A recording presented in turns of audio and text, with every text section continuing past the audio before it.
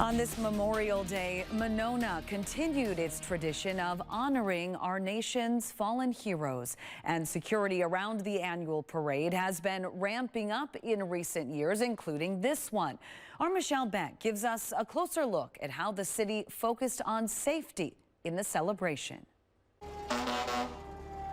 Like the generations of emergency vehicles on display this Memorial Day, for generations, Mary Green has attended the annual parade in Monona. Since I was a small child. Wow. Over the years, what's also evolved is the plan to protect everyone involved. Safety is so critical when we come to events like this as a parent. Officers were equipped with AR-15s designed to target particular threats. We have this equipment readily available and not secured away at a building or secured somewhere in a squad car that will take some time. Police Chief Brian Cheney says the added gear was first implemented last year, a lesson learned after reviewing the responses to recent tragedies around the country. Highland Park never thought that would happen there. Boston never thought it would happen there. Waukesha never thought that it would happen there.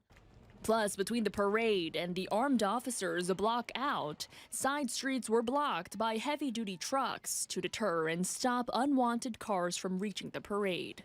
As a parent, you obviously think about it now more than ever.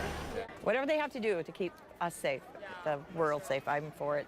The chief reports no threats to Monday's event, saying he expects safety in future parades to look as equipped as this.